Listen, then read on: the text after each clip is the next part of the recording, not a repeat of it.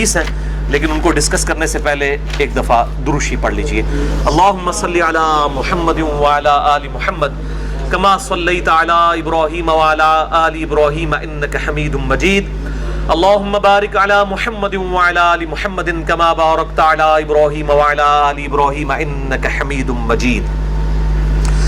اب میرے بھائیوں، آخر میں 17 صحیح الاسناد احادیث، اور یہ 17 کا عدد میں نے لیا ہے دن رات میں فرض نماز کی رکعتوں کی تعداد 17 ہے، جس پہ اہل سنت اور اہل تشیع کا اجماع ہے، پوری دنیا کے مسلمانوں کا۔ فجر کے 2 فرض، ظہر کے 4، عصر کے 4، مغرب کے 3 اور عشاء کے 4، یہ کل 17 رکھتے ہیں۔ اور یہ 17 احادیث پرٹیکولرلی رمضان المبارک کی اہمیت، فضیلت، فرضیت اور روحانیت سے ریلیٹڈ ہے، اور یہ الٹپ ایٹ رینڈم نہیں ہے، میں نے ایک انٹلیکچوئل ترتیب سے ان کو جمع کیا ہے، اور انشاءاللہ میں تمام احادیث کے انٹرنیشنل نمبر بتاؤں گا، لیکن پرائمری بک سے نہیں بلکہ سیکنڈری بک سے، جو مشکات المصابیح ہے، جس کو میں نے ڈکلیئر کیا ہے مشکات المصابیح از دا انسائکلوپیڈیا آف حدیث۔ اہل سنت کی مین سٹریم کی 13 کتابوں کا یہ سمجھ لیں خلاصہ ہے، 3 جلدوں میں، شیخ زبیر لیزئی رحمہ اللہ تعالیٰ کی تحکیم اور تخریج کے ساتھ اہل سنت پاک.com پہ آپ کو 18 MB کی 3 فائلز مل جائیں گی، ڈاؤن لوڈ کریں۔ میں اکثر اس کی ترغیب دلاتا ہوں، الحمدللہ بخاری، مسلم، ابو داؤد، ترمذی، نسائی، ابن ماجہ، الموطا امام مالک، مسند احمد، سنن الکبریٰ، البیہقی، المستدرک للحاکم اور باقی کتابوں سے یہ نوٹس ہیں۔ اہل سنت کی کتابوں کا نچوڑ 6294 احادیث، 6294 احادیث کا مجموعہ ہے، اور اس میں احادیث کی ریپیٹیشن نہیں ہے۔ اس کے نمبرز میں انشاءاللہ انٹرنیشنل بتاؤں گا، اور اس کے فٹ نوٹ پہ آپ کو پرائمری بکس کے نمبرز بھی مل جائیں گے، اور اس کے ساتھ حکم لگا ہوا بھی مل جائے گا انشاءاللہ تعالی۔ باقی اسی مشکات کے تعارف پہ میرا ڈیٹیل لیکچر ہے، مسئلہ نمبر 111B، مشکات المصابیح کا مکمل تعارف، جسے شوق ہو تو اہل سنت پاک.com پہ اسے دیکھیں۔ پہلی حدیث صحیح بخاری اور صحیح مسلم کی متفق علیہ حدیث ہے، مشکات میں اس کا نمبر ہے 4۔ آپ صلی اللہ علیہ وآلہ وسلم نے فرمایا اسلام کی بنیاد 5 چیزوں پر ہے۔ کتنی چیزوں پر؟ 5۔ نمبر 1، اس بات کی گواہی دو کہ اللہ کے سوا کوئی معبود نہیں، وہ اکیلا ہے، اور محمد صلی اللہ علیہ وآلہ وسلم اس کے بندے اور اس کے رسول ہیں۔ نمبر 2، نماز قائم کرنا۔ نمبر 3، زکوٰۃ دینا۔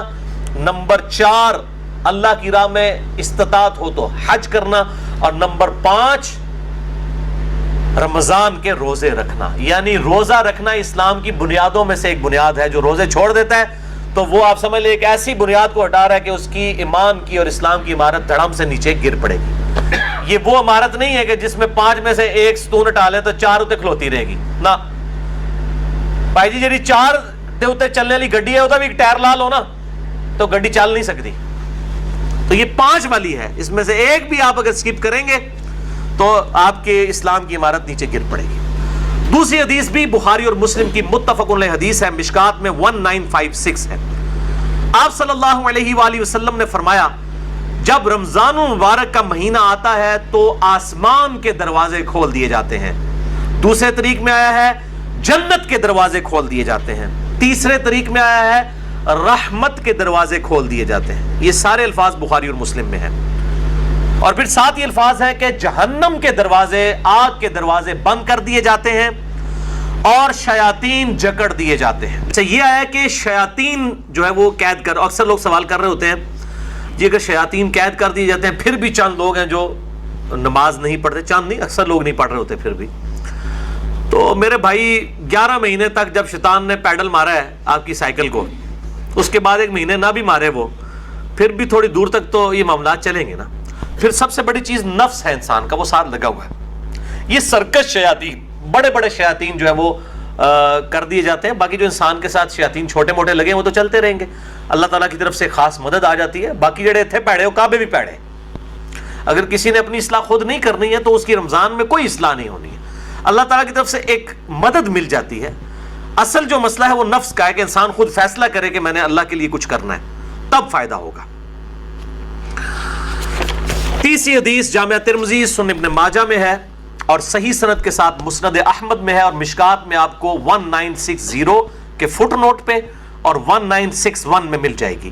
آپ صلی اللہ علیہ وآلہ وسلم نے فرمایا رمضان میں آسمان کے دروازے کھول دیے جاتے ہیں، آگ کے دروازے بند کر دیے جاتے ہیں، تمام سرکش شیاطین جکڑ دیے جائے۔ اس میں الفاظ آگے سرکش، بخاری مسلم میں سرکش نہیں تھا، اس سے پتا چلا کہ خاص شیاطین جو بڑے ہیں وہ جکڑے جاتے ہیں۔ اور ہر رات ایک منادی ندا کرتا ہے اللہ کی طرف سے، اے خیر کے طالب ہمت کر اور آگے بڑھ نیکیاں کرنے کے لیے، اور اے شر کے طالب رک جا، اب تو باز آ جائے اس مبارک مہینے میں۔ اور اللہ کی طرف سے ہر رات میں لوگوں کو جہنم سے آزاد کیا جاتا ہے۔ وہ جو روایت ہے وہ جعلی ہے کہ جی وہ پہلا عشرہ جو ہے وہ رحمت کا ہے، دوسرا جو ہے وہ مغفرت کا ہے، تیسرا دوزخ سے رہائی کا ہے۔ یہ تو ہر رات رہائی ہو رہی ہے، میں اس حدیث کو بھی بتا دوں گا بعد میں شعب الایمان کے حوالے سے۔ چوتھی حدیث بھی بخاری اور مسلم دونوں میں ہے، مشکات میں 1958۔ آپ صلی اللہ علیہ وآلہ وسلم نے فرمایا جو شخص ایمان اور احتساب کے ساتھ، اکاؤنٹیبلٹی کے ساتھ، احتساب کو آپ اگر اردو میں ٹرانسلیٹ کریں گے تو تین چیزوں کا مجموعہ ہے۔ نمبر 1 اخلاص، نمبر 2 ثواب کی نیت، اور نمبر 3 اصلاح نفس، یعنی نفس کی اصلاح بھی جو ہے مطلوب ہو۔ رمضان کے روزے رکھے اللہ تعالیٰ اس کے پچھلے سارے گناہوں کو معاف فرما دے گا۔ اور پھر ساتھ ہی الفاظ ہیں جس نے ایمان اور احتساب کے ساتھ رمضان کی راتوں کا قیام کیا اس کے بھی پرانے سارے گناہ معاف، اور پھر ساتھ ہی فرمایا جس نے شب قدر کا قیام کیا ایمان اور احتساب کے ساتھ اس کے بھی پچھلے سارے گناہ معاف۔ لیکن لیکن لیکن اس سے مراد چھوٹے گناہ ہیں، بڑے گناہ نیک اعمال سے معاف نہیں ہوتے، وہ صرف توبہ کرنے سے معاف ہوتے ہیں اور گناہ چھوڑنے سے۔ اس کے سپورٹ میں حدیث ہے صحیح مسلم کی، مشکات میں ہے، اس کا نمبر 564۔ آپ صلی اللہ علیہ وآلہ وسلم نے فرمایا اگر بڑے بڑے گناہوں سے بچا جائے تو 5 نمازیں، ایک نماز سے دوسری نماز تک، ایک جمعے سے دوسرا جمعہ، اور ایک رمضان سے دوسرا رمضان درمیان کے گناہوں کا کفارہ ہے اگر بڑے گناہوں سے بچا جائے۔ تو نماز چھوڑنا تو خود بڑا گناہ ہے، یہ نہیں ہے کہ ایک جمعہ پڑھ لیا پھر اگلا جمعہ پڑھا پچھلے ساری معاف، نہیں، کبیرہ گناہوں سے بچا جائے۔ صحیح مسلم میں حدیث ہے، مشکات میں 569 اس کا نمبر ہے کہ بندے کے کفر اور اسلام کے درمیان فرق نماز ہے، تو نماز چھوڑنے سے تو بڑا کوئی گناہ نہیں ہے۔ تو ایک نماز سے دوسرا نماز کے درمیان گناہوں کا کفارہ بھی تب بنے گا جب دوسری نماز پڑھی جائے گی۔ 5ویں حدیث بھی بخاری اور مسلم کی متفق علیہ حدیث ہے، مشکات میں 1959۔ آپ صلی اللہ علیہ وسلم نے فرمایا رمضان مبارک میں ہر نیک عمل 10 سے 700 گنا تک بڑھا دیا جاتا ہے۔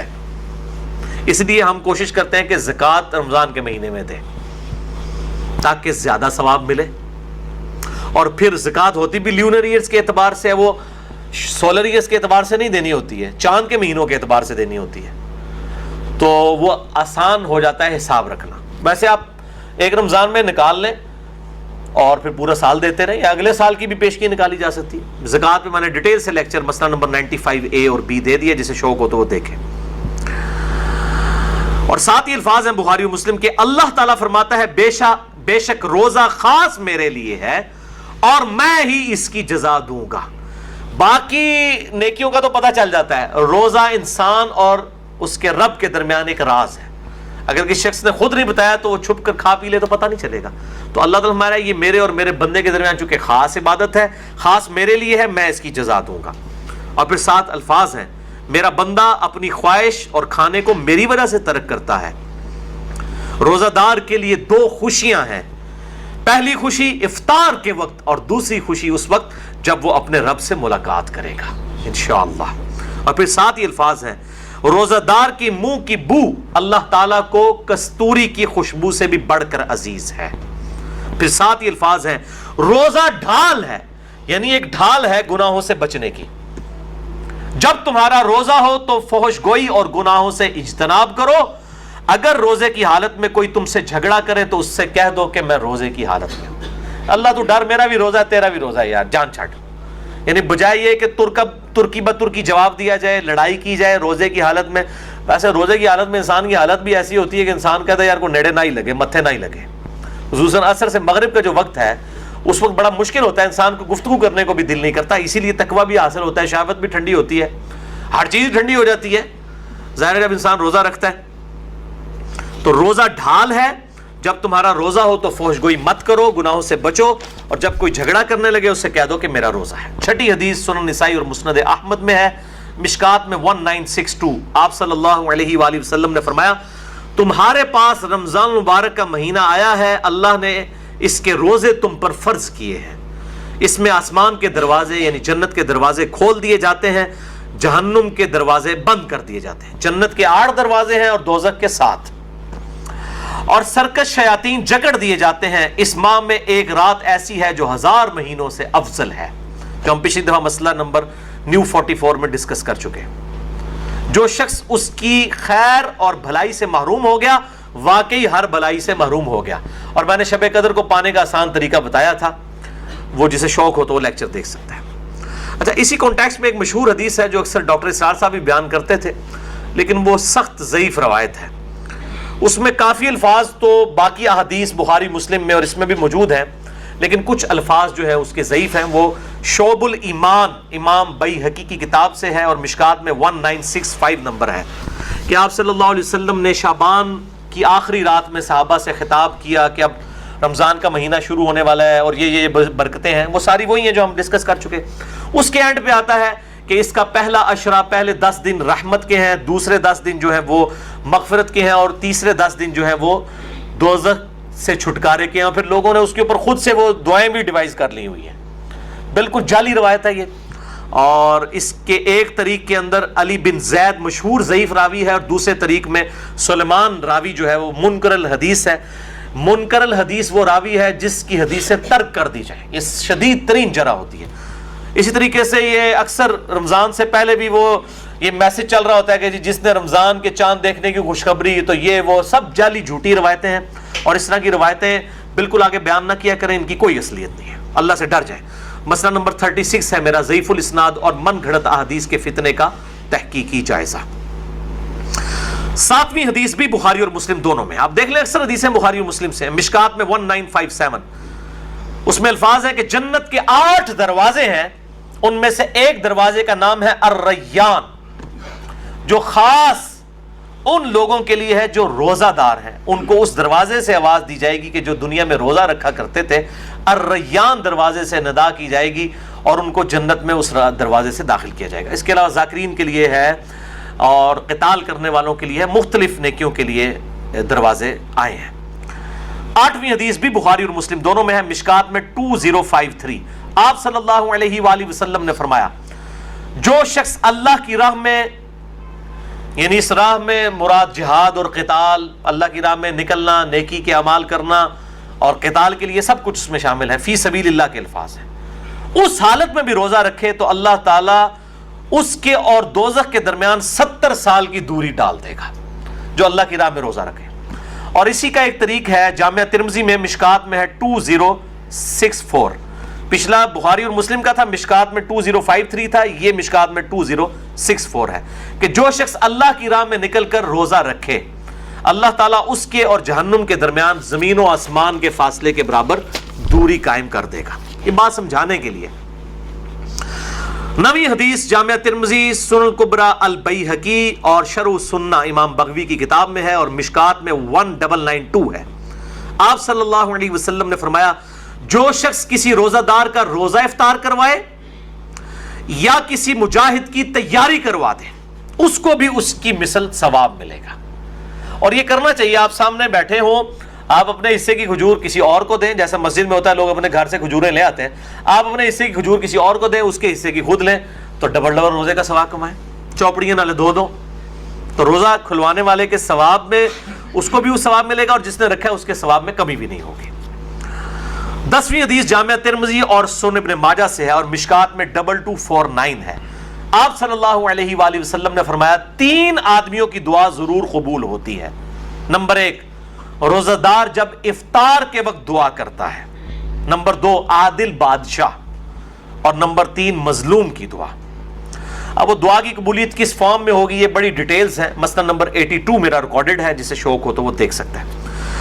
11ویں حدیث یہ واحد ہے جو مشکات میں نہیں ہے، سنن ابن ماجہ میں ہے 1753، جو پچھلی تھی وہ سنن ابن ماجہ میں 1752 ہے، جو مشکات میں 2249 ہے، یہ مشکات میں نہیں لیکن سنن ابن ماجہ میں، اس سے اگلی حدیث ہے 1753 کہ آپ صلی اللہ علیہ وآلہ وسلم نے فرمایا افطار کے وقت کی گئی دعا رد نہیں کی جاتی. اس میں الفاظ تھے کہ دعا قبول ہوتی ہے، اس میں الفاظ ہیں رد نہیں کی جاتی. اور اس حدیث میں ساتھ ہی الفاظ ہیں کہ عبداللہ ابن عمر ابن عاص رضی اللہ تعالیٰ عنہ کے بارے میں عبداللہ ابن ابی ملیکہ تابعی کہتے ہیں کہ جب بھی وہ روزہ کھولا کرتے تھے یہ حدیث بیان کیا کرتے تھے کہ روزے دار کی افطار کے وقت دعا رد نہیں جاتی، اور پھر ساتھ دعا کیا کرتے تھے اللہم انی اسألک برحمتک، اے اللہ میں تجھ سے تیری رحمت کا سوال کرتا ہوں، التی وسعت کل شیء ان تغفر لی، کل شیء ان تغفر لی، وہ رحمت جو کہ ہر چیز کا احاطہ کیے ہوئے ہے کہ اے اللہ تو میری مغفرت فرما دے. تو کوئی بھی دعا کی جا سکتی ہے، رب اجعلنی کی جا سکتی ہے، ربنا آتنا فی الدنیا کی جا سکتی ہے، کوئی بھی دعا آپ اس وقت کر سکتے ہیں. اور ایک مسنون دعا ہے، سحری کی تو کوئی دعا ثابت نہیں ہے، یہ جعلی دعا پبلک کی، کل کے روزے کی نیت کرتا ہوں، اس دن کے روزے کی نہیں، اگلے کل کے روزے کی، وہ تو کسی کتاب میں نہیں لکھی ہوئی ہے، خود سے جعلی دعا بنائی ہوئی ہے. البتہ افطار کی ایک صحیح دعا ہے، سنن ابی داؤد میں مشکات میں 1993 ہے، ذهب الظمأ وابتلت العروق وثبت الاجر انشاءاللہ، ذهب الظمأ وابتلت العروق وثبت الاجر انشاءاللہ، یعنی پیاس چلی گئی، رگیں تر ہو گئیں اور اللہ کے حضور ہمارا اجر پکا ہو گیا، یہ اس کا ترجمہ ہے. لیکن یہ روزہ کھولنے کے بعد، پانی پینے کے بعد یہ دعا مانگی جائے گی، پہلے نہیں. پہلے آپ صبح شام کے اذکار کریں، سب سے بہتر ٹائم شام کے اذکار کا مغرب سے جسٹ پہلے ہے، کیونکہ شام کا وقت وہ ہوتا ہے، مغرب کے بعد تو رات شروع ہو جاتی ہے نا، سب سے بہترین وقت وہ ہے. اور جو دعائیں ہیں سنت وہ پڑھیں، قرآنی دعائیں پڑھ سکتے ہیں. البتہ ایک مشہور جو پبلک میں دعا ہے وہ بالکل مردود روایت ہے، مرسل ہے، منقطع روایت ہے، وہ تابعی سے ہے، اور تابعی صحیح مسلم کے مقدمے میں آیا ہے کہ تابعی جب نبی صلی اللہ علیہ وسلم سے بیان کرے گا اور صحابی کا ذکر نہیں کرے گا وہ منقطع ہوگی، مرسل ضعیف روایت ہوگی. مشکات میں 1994 ہے، سنن ابی داؤد کے کانٹیکسٹ میں معاذ بن زہرہ تابعی سے ہے، یہ روایت پھر ضعیف ہوگی. اللہم صمت وعلی رزقک افطرت، یہ بھی ویسے انہوں نے داخل کیتا ہے، اللہم انی لک صمت وبک آمنت، او کونوں ہر شاید جعلی چیزیں بھی جعلی چیزیں شامل کی تھی، حالانکہ جو جعلی ہے وہ بھی ہے اتنی، اللہم لک صمت وعلی رزقک افطرت، یہ بھی روایت جعلی ہے. اور اصل دعا وہی ہے، ذهب الظمأ وابتلت العروق وثبت الاجر انشاءاللہ.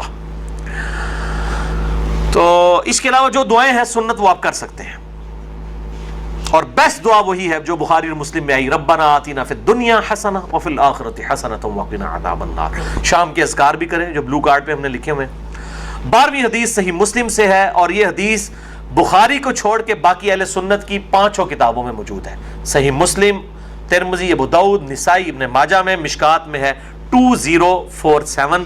اور یہ چونکہ رمضان سے کمپلیمنٹری ٹاپک ہے اس لیے میں حدیث بیان کر رہا ہوں کہ آپ صلی اللہ علیہ وآلہ وسلم نے فرمایا جس نے رمضان کے روزے رکھے اس کے بعد اس نے شوال کے 6 روزے رکھ لیے، وہ گویا اس طرح ہے کہ اس نے پورے سال کے روزے ہی رکھ لیے، ہمیشہ کے روزے رکھے. اور اس میں کوئی ضروری نہیں ہے کہ آپ نے ایک روزہ فوراً رکھنا ہے بعد میں اسکیٹرڈ فارم میں رکھ لیں، یا فوراً ہی 6 روزے رکھنے ہیں. پورے شوال میں جس وقت آپ کا دل کرے آپ شوال کے مہینہ ختم ہونے سے پہلے وہ روزے رکھ لیں، 6 کی گنتی پوری کرنی ہے. بہتر یہ ساتھ ہی رکھ لیں کیونکہ ایک روٹین بنی ہوتی ہے، عید کے فوراً بعد شروع کریں تو رکھنے بھی آسان ہو جاتے ہیں، گیپ آ جائے پھر مسئلہ بن جاتا ہے، لیکن رکھ سکتے ہیں، کوئی اس میں ایشو نہیں ہے. اور پرانے جو فقہ حنفی کے بزرگ تھے وہ تو ان کو بدعت کہا کرتے تھے اور ان روزوں کو نہیں مانتے تھے. آج کے فقہ حنفی کے لوگ بھی ان روزوں کو مانتے ہیں اور انہوں نے یہ اپنے بزرگوں کا مسئلہ چھوڑ دیا ہے. تو ہم کہتے ہیں باقی مسئلوں میں بھی جو آپ کے بزرگ غلط ہیں اس سے بھی آپ بیک فوٹ پہ جائیں. اور میں جب حنفی تھا، بریلوی تھا، اس وقت بھی میں یہ 6 روزے، میں تو الحمدللہ اپنی بالکل ینگ ایج سے 1994 FSC لیول سے ابھی تک میں مسلسل یہ روزے رکھتا چلا آ رہا ہوں. یہ میں کو مشہوری کے لیے بتا رہا ہوں کہ اس وقت بھی مطلب یہ چیز اسٹیبلش یہ سب کے ہاں ہے. لیکن بعض جو غالی قسم کے حنفی ہیں جس طرح مفتی زر ولی ہے، اس نے تو باقاعدہ اس کے خلاف کتاب پوری لکھ دی ہے. اس نے کہا میرا بابا صحیح ہے، یہ 5 کتابیں غلط کہہ رہی ہیں. وہ کہہ رہا ہے میں اس روایت کو نہیں مانتا جو ہمارے بزرگوں کے خلاف ہے. اس نے شوال کے 6 روزوں کے خلاف کتاب لکھی ہے، اندازہ کریں. وہ جو ہر ایک جو عالم دین کے اوپر کامنٹس دیتا ہے، مفتی زر ولی کراچی کا.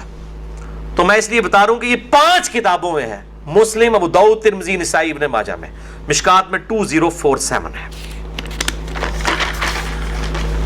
اب میرے بھائیو آخری 5 حدیثیں، یہ 12 ہو گئی، اب یہ 17 بھی 2 نسبتیں تھیں، 12 اور 5 کی، یہ 5 حدیثیں رمضان مبارک کی روحانیت سے ریلیٹڈ ہے۔ 13ویں حدیث صحیح بخاری سے، مشکات میں 1999، آپ صلی اللہ علیہ وسلم نے فرمایا، یہ بڑی سخت الفاظ ہیں اور یہی اصل میں حاصل ہیں یہ 5 حدیثیں، جو شخص روزے کی حالت میں بھی جھوٹ بولنا اور برے اعمال کرنا نہ چھوڑے تو اللہ تعالیٰ کو اس کے بھوکا اور پیاسا رہنے کی کوئی پرواہ نہیں ہے۔ یعنی وہ سمجھ رہا ہے میں بھوکا اور پیاسا ہوں، جھوٹ بھی بول رہا ہے، امانت میں خیانت بھی کر رہا ہے، گناہ بھی اسی طریقے سے کر رہا ہے، اور روزہ ٹھنڈا کرنے کے لیے بیہودہ فلمیں بھی دیکھ رہا ہے، اور جناب فجر کی سحری کرنے کے بعد نماز پڑھ کے آ کے جوئے کے اوپر کرکٹ کھیل رہا ہے روزہ ٹھنڈا کرنے واسطے، تو اللہ تعالیٰ کو کیا پرواہ ہے؟ اللہ تعالیٰ کو تو دھوکہ نہیں دیا جا سکتا۔ 14ویں حدیث سنن دارمی سے ہے، مشکات میں 2014 صحیح سند کے ساتھ، آپ صلی اللہ علیہ وسلم نے فرمایا، کتنے ہی روزہ دار ایسے ہیں کہ جنہیں اپنے روزے سے بھوک اور پیاس کے علاوہ کچھ نہیں ملتا، کوئی اجر نہیں ملتا، بس بھوکا پیاسے ہی رہتے ہیں، اور کتنے ہی قیام اللیل کرنے والے ایسے ہیں کہ جنہیں سوائے جاگنے کے کچھ نہیں ملتا، وہ انتظار ہی کرتے ہیں رکوع جدو امام جانا جا کے شامل ہوندے نے، اور باقی اکثر کو تو پتہ ہی نہیں کہ امام کیا پڑھ رہا ہے، وہ تو یہ اس انتظار میں ہوتے ہیں کہ کب یہ جو ہے نا وہ رکوع میں جائے، تو بیچارے ظاہر ہے کہ وہ اپنی نیند ہی قربان کر کے آ رہے ہوتے ہیں، اس سے بہتر ہے کہ گھر اپنے جو وہ نوافل پڑھنے پڑھ کے سو جائیں، بجائے یہ کہ آپ تکلیف میں کھڑے ہوں اور قرآن سن کے آپ کو بار بار یہ خیال آ رہا ہو کہ قدر رکوع کس ٹائم جاندہ ہے اور سمجھ بھی نہ آ رہا ہو، تو بہتر ہے پھر گھر میں بیٹھے۔ کتنے ہی قیام کرنے والے ایسے ہیں کہ ان کو جاگنے کے سوا کچھ حاصل نہیں ہوتا، بالکل ایسا ہی ہے۔ 15ویں حدیث بڑی مشہور ہے جامعہ ترمذی کی، مشکات میں 927، آپ صلی اللہ علیہ وآلہ وسلم نے فرمایا، اس شخص کی ناک خاک آلود ہو جائے، یعنی وہ تباہ و برباد ہو جائے، یہ عرب کا محاورہ تھا، جس کے سامنے میرا ذکر ہو اور مجھ پر درود نہ پڑھے، اللہم صلی علی محمد وعلی آل محمد، اور ساتھ ہی دوسری بات ارشاد فرمائی، اس شخص کی ناک خاک آلود ہو جائے جس کے پاس رمضان آ کر چلا جائے اور وہ اللہ سے اپنی مغفرت نہ کروا سکے، اتنا بہترین نیکیوں کا موسم آئے اور اپنی مغفرت نہ کروا سکے، برباد ہو جائے ایسا شخص جو رمضان میں اپنی مغفرت نہ کروا سکے۔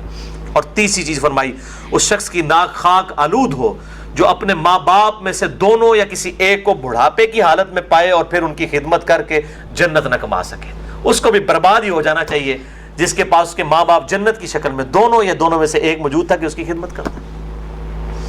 اور یہ جو الفاظ ہے نا کہ اس کی ناک خاک آلود ہو، برباد ہو جائے، جو ماں باپ کو کی خدمت کر کے جنت نہ کما سکے، یہ الفاظ صحیح مسلم میں بھی موجود ہیں، صرف اتنے الفاظ، یہ حدیث مسلم میں بھی ہے اتنے الفاظ کے ساتھ۔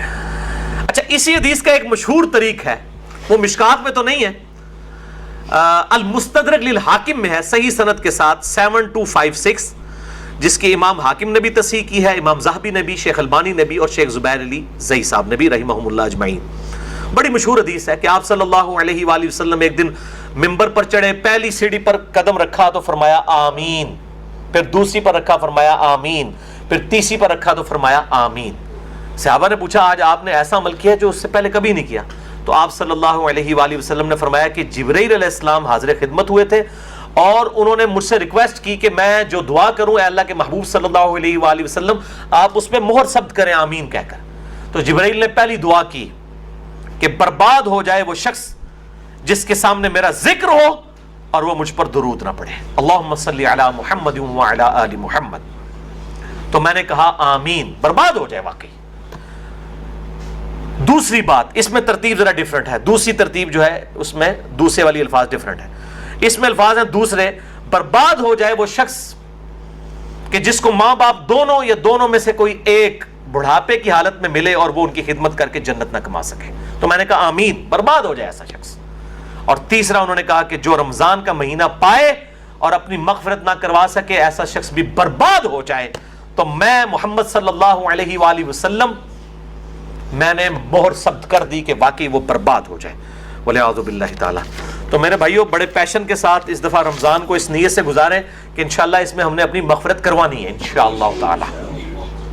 سیکنڈ لاسٹ حدیث 16ویں، مسند احمد سے، المستدرک للحاکم سے، شعب الایمان امام بیہقی کی کتاب سے، اور مشکات میں اس کا نمبر ہے 1963۔ آپ صلی اللہ علیہ وآلہ وسلم نے فرمایا قیامت کے دن روزہ اور قرآن دونوں شفاعت کریں گے، اللہ کے حضور سفارش کریں گے۔ روزہ کہے گا اے میرے رب، میں نے اس کو دن بھر کھانے پینے اور خواہشات نفسانی سے روکا رکھا، اے اللہ اس کے متعلق میری شفاعت قبول کر، اسے بخش دے۔ اور قرآن کہے گا اے اللہ میں نے اس کو رات کے وقت نیند سے روک کے رکھا، قیام اللیل میں یہ مجھے سنتا رہا، اے اللہ میری شفاعت اس کے حق میں قبول فرما۔ اور اس حدیث میں الفاظ ہیں کہ اللہ تعالیٰ روزہ اور قرآن دونوں کی شفاعت قبول فرما لے گا، الحمدللہ۔ اور صحیح مسلم میں بھی ایک حدیث ہے، القرآن حجت لک او علیک، قرآن یا تیرے حق میں حجت ہے یا تیرے خلاف حجت ہے۔ اللہ تعالیٰ اس قرآن کو ہمارے حق میں حجت فرمائے، آمین۔ آخری حدیث 17ویں حدیث مسند احمد سے، مشکات میں ہے، اس کا نمبر 5331، یہ آخر میں نے رکھی تھی، بہت کریٹیکل ہے۔ آپ صلی اللہ علیہ وآلہ وسلم نے فرمایا جس شخص نے دکھلاوے کے لیے نماز پڑھی اس نے شرک کیا، جس نے دکھلاوے کے لیے روزہ رکھا اس نے شرک کیا، اور جس نے دکھلاوے کے لیے اللہ کی راہ میں صدقہ کیا اس نے شرک کیا، والعیاذ باللہ تعالی۔ یعنی روزہ بھی تبھی قبول ہے جب اللہ کے لیے رکھا جائے۔ اکثر لوگ بڑے فخریہ کہہ رہے ہوتے ہیں میرا تو آج 8 پیارا روزہ ہے، فخریہ بتا رہے ہوتے ہیں، بھائی آپ نے اللہ کے لیے رکھا ہے، لوگوں کو جا کے کیوں اناؤنسمنٹ کر رہے ہیں؟ اللہ کے لیے روزہ ہونا چاہیے۔ اخلاص نہیں ہوگا، اللہ کے لیے پروٹوکول نہیں ہوگا تو اس روزے کا کوئی فائدہ نہیں ہے۔ اور سورۃ الانعام کی آیت نمبر 162 مجھے ضمناً یاد آ گئی، قل ان صلاتی و نسکی و محیای و مماتی للہ رب العالمین۔ اے محبوب صلی اللہ علیہ وآلہ وسلم آپ اللہ کے حضور عرض کیجئے اور اپنی عوام کو بھی بتا دیں، اپنی امت کو بھی، بے شک میری نماز، میری قربانی، میرا جینا، میرا مرنا سب کچھ میرے اللہ کے لیے ہے جو سارے جہانوں کا پالنے والا ہے۔ اللہ کے لیے مخلص ہو جائیں، اخلاص شو کرنے والے، تب یہ اعمال اللہ تعالیٰ کی بارگاہ میں قبول ہیں۔ تو یہ 17 صحیح الاسناد احادیث مکمل ہوئیں۔ اب جو فقہی احکام و مسائل ہیں وہ انشاءاللہ میں اگلی دفعہ 70 کے قریب احکام و مسائل ڈسکس کروں گا انشاءاللہ تعالیٰ۔ آج والا مسئلہ نمبر 53A ہے، اگلی دفعہ انشاءاللہ نیو 53B ہوگا۔ اللہ تعالیٰ سے دعا ہے جو حق بات میں نے کہی اللہ تعالیٰ ہمارے دلوں میں راسخ فرمائے،